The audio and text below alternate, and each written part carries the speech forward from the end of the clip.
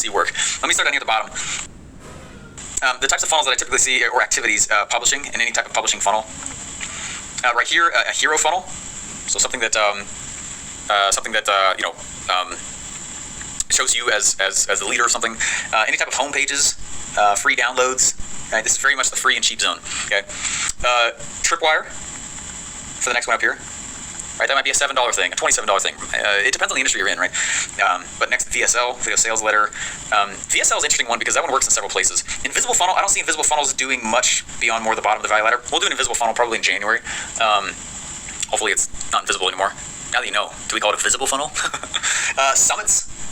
Summits are one of my absolute favorite methods of list growth and getting your name out there. Typically break even. Okay. Now, in the middle of the value ladder, the types of funnels that I typically see work the best, certainly the webinar funnel. I don't know why people have said that the webinar doesn't work. It drives me nuts. We got some, anyway, whatever. Product launch funnels. Product launch funnels, things, it's interesting. Product launch funnels can be used in several different areas as well. I put product launch funnels at the bottom also. Video sales letters, kind of like at the bottom there. The funnel styles that I see work the most for the top stuff. Oh, event funnels are in this one as well. Events are a rare bird, though. Events are also in the bottom. They kind of can go anywhere. Events. Totally depends on the event. Application funnels. Phone funnels. Sell more expensive stuff better. Certainly mastermind type stuff. In those types of funnels that sell those things. Yeah, honestly, those are kind of the ones that I see work the best. Now, I want to go sideways a little bit more. I want to go to the right. There's only 3 ways to grow a company. What are they? Yeah, so you get more customers. Get more customers. Right, get them to pay more often. Or you can charge higher prices. I'm not awesome at spelling. Did I spell higher? More customers, more often, more money. That's it, right? And the way that we do that off is we acquire, ascend, monetize. So those 3.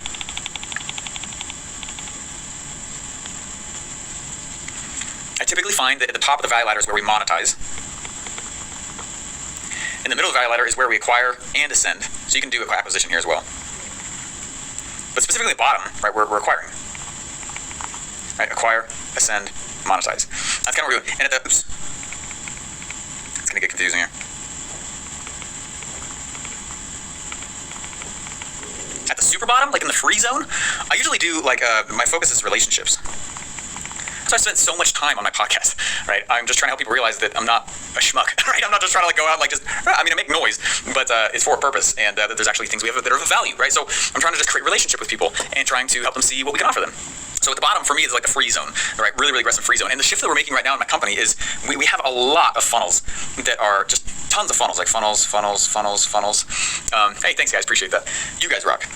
We have so many funnels in this free, like right now if I was to lay out how many funnels, like think about this right now. I'm sure that a lot of you guys have built more than one funnel, and if you haven't, that's fine, and that's probably good. But I got a lot of funnels in the bottom. I got quite a few down here. I got like 2 or 3 in the middle, and I got like 1 in the top, right? So one of the things that we're doing is we're trying to, which is fine, and that's very natural, right? This just ends up being a lot of different hooks. Lots of different kinds of hooks, right? Lots of hooks. To just get lots of different angles and people on the list. And it works. And we're getting a lot, and we get a lot of people on the list because of that. However, it also can be part of the reason why sometimes, like some of my customers don't actually know what they can buy because it feels like we're just everywhere, right? So it's been a double-edged sword. And so one of the things that we're doing, I'll just be open about it with you, like that's why we're killing so much of our stuff, is like, so it's gonna be more like that. We'll have like a couple, all right? And then we'll, like that, and like that. It's more like that. That's why we're getting rid of so many funnels right now.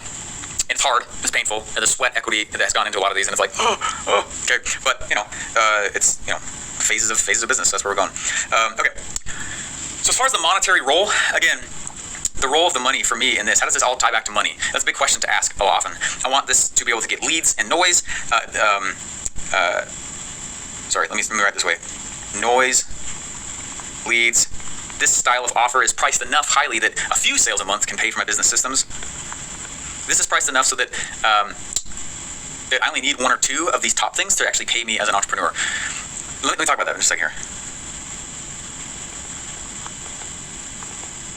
Okay. It's entrepreneur payday. So it's also funny enough where the most value comes from. So I don't want you to feel conflicted about that. How much money do you have to take home per year to be considered in the 1%? This might shock a lot of you guys. And a lot of you are probably in it and don't know. The 1%ers are, who's the 1%? How much money do you actually have to take home per year to be considered a 1%? It's not as much as you think. And this is pretty fascinating, and it might be kind of eye-opening. There's a certain spot where you take home that money, but then there's the average that the top 1% takes home. Any stabs? Any guesses? Darn, internet lag. All right.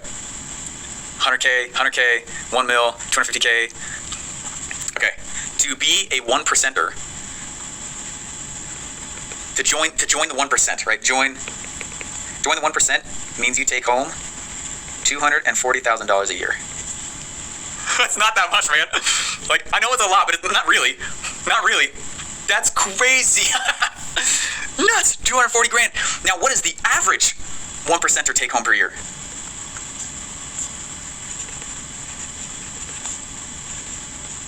Is $1 million. Isn't that fascinating? So super interesting. It's like, wait a second, what is the average? So that's part of why I want you to think about how you design the value ladder to hit that goal. That's not that insane. That's not especially with the vehicles and models that we teach. That's pretty sweet, right? A 1%er takes home 240 grand a year, and the average brings home $1 million.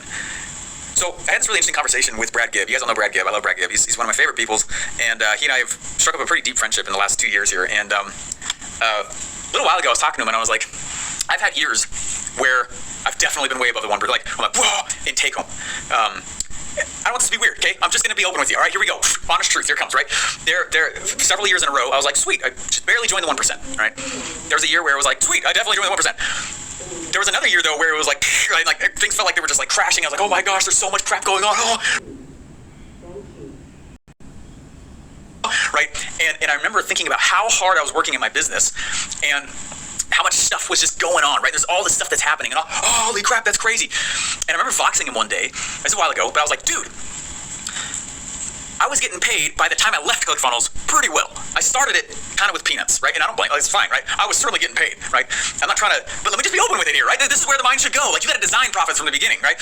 And so this is where I was like, dude, Brad, I was voxing him, I was like, hey man, like, I just realized that my job at ClickFunnels for a few spots this year, right? Meaning at the time I was voxing him, I got paid more at ClickFunnels than what I'm doing here. That was earth-shattering for me, man. Because then the next statement out of my mouth was like, if I don't design this thing to pay me more than I was getting paid from my job, why did I take on all this risk? Why am I doing this? And he was like, absolutely, 1,000%. And I said, what's your number though, man? If you left your job, this is what I said to Brad. I think he's fine with me talking about this. I was like, Brad, dude, what's your number? Like, what is the number for you to take home every year to make having left a job with not really security, but you know what I mean, and some more steadiness, I should say, when it feels like, all right, what's that number? And he's like, if I don't take home at least $500,000, then I should just go get a job. And I was like, that makes sense. That makes complete sense, right? And I'm saying this because I want you guys to maybe design it from the beginning. Design it from the beginning. Have a plan for that cash that's coming in. Those say value ladder design, hacking the value ladder. That's really what I'm talking about, and that's why we put. I taught this on the 2 Common Club cruise. That right there, this piece. I was showing this to Russell, and I was like, dude, have you ever thought about how this is really the money role of each step of the value ladder? And he's like, dude, I've never thought of it that way. I've been teaching that for years. That's sweet. And I showed it to Brad, and he was like, you have no idea what you just taught. That's super sick because it's the tie, okay, of the poor marketer in funnel land, right? I'm just bringing it, here it is, who is learning how to sell this stuff and is learning it and learning business skills at the same point. But if it does not actively affect and increase the style of your life, why did you leave your job, right? Pay yourself lucratively. Pay yourself. And the way that you do that is by designing a value ladder with profitability in there. That does not mean you're ripping people off. Don't join those schmucks, okay? You can still be a very powerfully amazing ethical marketer online and not be a, somebody, burn down the scarcity mindset, yeah, right? Like you and still make a lot of money. Right? Why did you leave your thing if you're not learning how to be rich on purpose without reservation? Learn how to take home $500,000 a year, at least $250,000, right? Because now you're at least in the 1%. Why did you leave your job? And I hope that what that's doing is it frames your mindset. I didn't make $1 million until I started realizing that $1 million is actually not that much money. And you're like, Steve, that's funny. You're the one I'm talking to. Okay, if I say $1 million is not a lot of money, and you're like, yeah, right, okay, you're Steve Larsen. Like, I'm not making fun of you. I had to go through that myself. But it was such an obscure, out of this world number that I was mystifying it. And I was giving it power.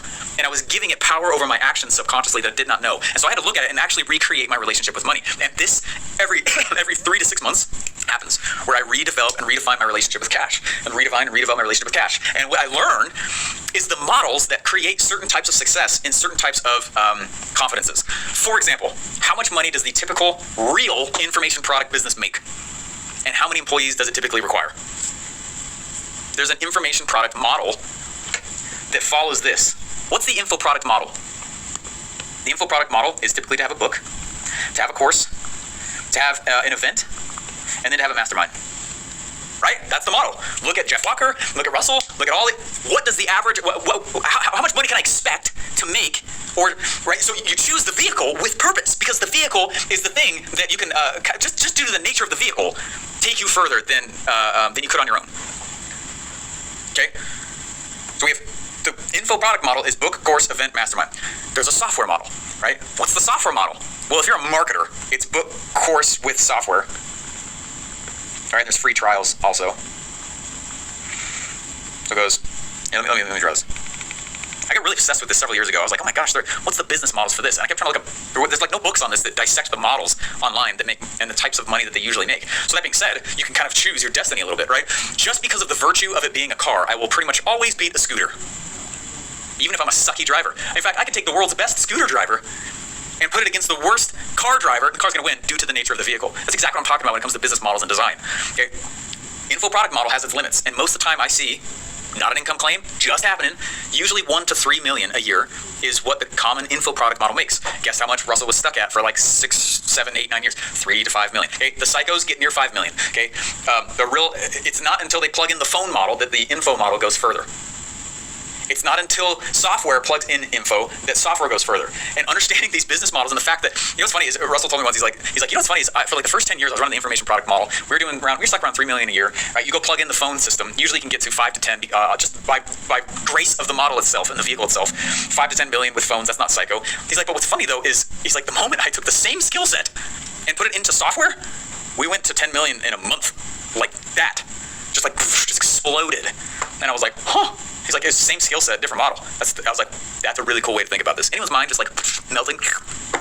Info model has its limits, but it's very good, and it's a great place to cut your teeth and practice marketing, right? Marketing. So anyway, I'm on another rant here, I can feel it, but